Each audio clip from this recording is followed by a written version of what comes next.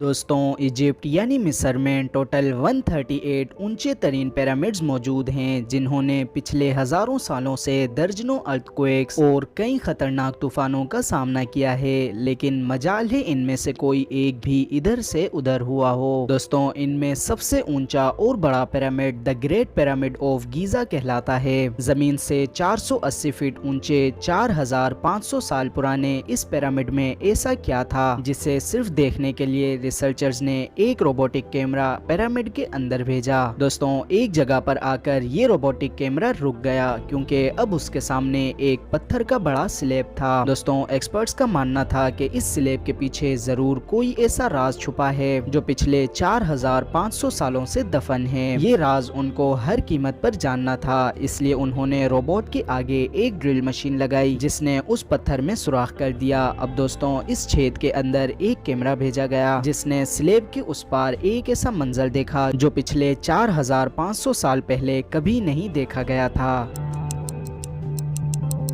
Anas TV की videos में एक बार फिर खुशामदीद। दोस्तों the great pyramid of Giza की बेस का एरिया तकरीबन 13 एकर्स पर मुश्तमिल है, यानी इस पिरामिड के अंदर हैरत अंगेज तौर पर एक दो नहीं बल्कि पूरी 9 फुटबॉल फील्ड्स आराम से फिट आ सकती हैं। दोस्तों एक अंदाजे के मुताबिक इस पिरामिड में तकरीबन 23 लाख बड़े पत्थरों का इस्तेमाल हुआ है, जिनमें से कई पत्थरों का वजन तो 50 टन भी है। दोस्तों अगर इस पिरामिड के टोटल वजन का अंदाजा लगाया जाए तो इस पिरामिड का वजन तकरीबन 60 लाख टन है, जो कि 12 बुर्ज खलीफा के वजन के बराबर है। लेकिन इतने ऊंचे और आलीशान पिरामिड्स को बनाने का आखिर मकसद क्या था? हजारों साल पहले जब इंसान के पास कोई टूल्स भी नहीं थे, तब इन पिरामिड्स की दीवारों को कैसे इंच बाय इंच लेवल किया गया होगा? कैसे 50 टन वजनी पत्थरों को स्क्वायर शेप में काटकर बगैर क्रेन के ही 480 फीट ऊंचाई तक पहुंचाया गया होगा? और इनको बनाने में ऐसे कौन से इंजीनियर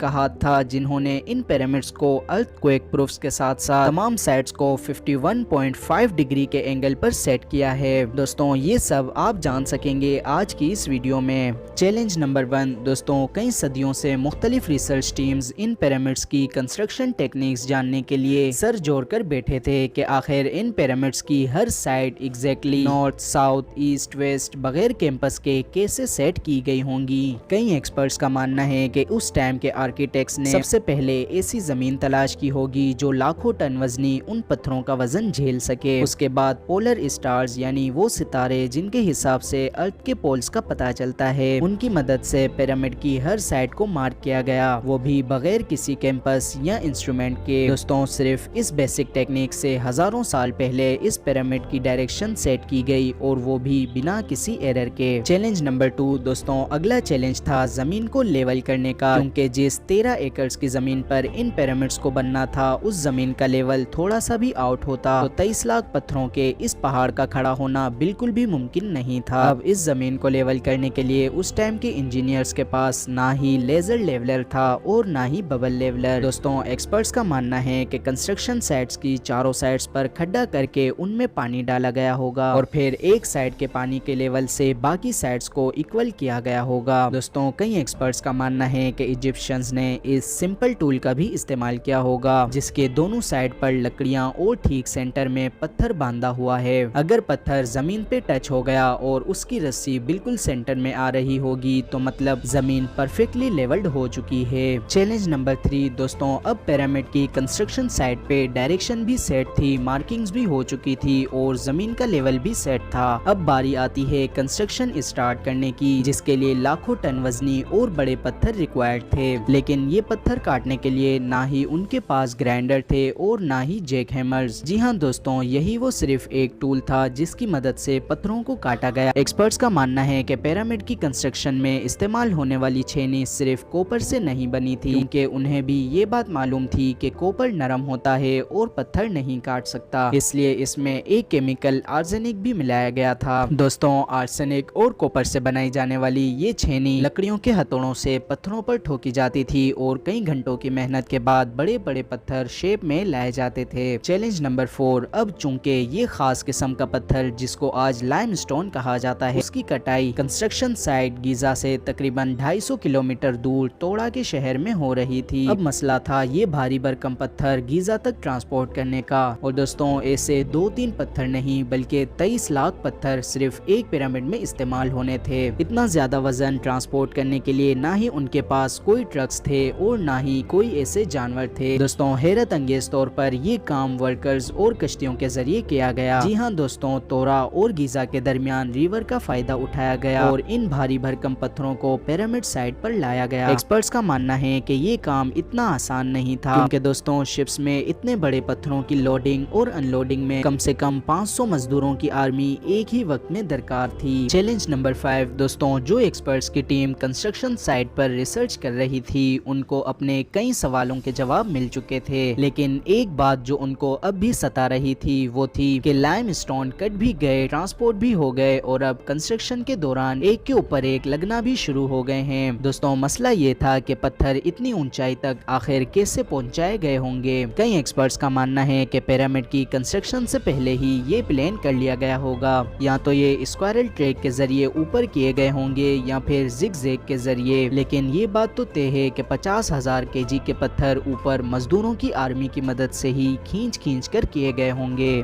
چیلنج نمبر 6، دوستوں بات صرف اتنی ہی نہیں تھی بلکہ ان پیرامڈ میں کمپارٹمنٹس، ان کے اندر آنے جانے کا راستہ اور کئی چھوٹی چھوٹی سرنگیں بھی بنائی جانی تھیں۔ دوستوں باقی سب چیزیں تو ٹھیک تھی، لیکن ایک چیز جو ایکسپرٹس کو حیران کر رہی تھی کہ کمپارٹمنٹس کے اندر جو پتھر استعمال ہوا تھا وہ لائم سٹون نہیں بلکہ گرینائٹ تھا۔ جی ہاں دوستوں، گرینائٹ ایک ایسا پتھر ہے جو ڈائمنڈ کے بعد دنیا کا سب سے سخت ترین پتھر ہوتا ہے۔ دوستوں دنیا بھر سے کئی ایکسپرٹس کو پیرامڈ کا وزٹ بھی کرایا گیا، لیکن کسی کو بھی اس بات کا سراغ نہیں مل سکا کہ 4500 سال پہلے ایجپشنز نے ان گرینائٹ جیسے ٹھوس پتھروں کو کیسے کاٹا ہوگا۔ دوستوں آخر کار کئی سالوں کے بعد ایکسپرٹس نے اس مسٹری کو بھی سولو کر دیا۔ دوستوں ایکسپرٹس کا ماننا ہے کہ ایجپشنز نے گرینائٹ کو اتنی صفائی سے ایک ایسے آرے سے کاٹا تھا جس کے دانت بھی نہیں تھے۔ جی ہاں دوستوں، بغیر دانتوں والے اس آرے کے دونوں سائڈوں پر وزن ڈال کر اس کو گرینائٹ پر چلایا جاتا تھا اور بیچ میں بجری بھی ڈالی جاتی تھی، اور اس طریقے سے ان پتھروں کو کاٹنے میں 4 مہینوں کا وقت بھی لگ جاتا تھا۔ دوستوں لیکن آخر کار پیرامڈ بنانے کا آخر مقصد کیا تھا؟ ان پیرامڈز کو بنانے میں کتنے مزدور ایک ہی وقت میں کام کیا کرتے تھے؟ اور روبوٹک کیمرہ نے جب پیرامڈ کے اندر سلیب میں سوراخ کیا تو اس کے اندر وہ کون سا منظر دیکھا جو پہلے 4500 سال پہلے کسی نے بھی نہیں دیکھا تھا؟ یہ سب آپ جان سکیں گے اس ویڈیو کے پارٹ 2 میں۔ امید ہے آپ کو یہ ویڈیو بہت زیادہ پسند آئی ہوگی۔ ایسی اور بھی زیادہ انٹرسٹنگ ویڈیوز کے لیے ہمارے چینل انس ٹی وی کو لائک، سبسکرائب اور شیئر لازمی کریں۔ ملتے ہیں انس ٹی وی کی اگلی شاندار ویڈیو میں۔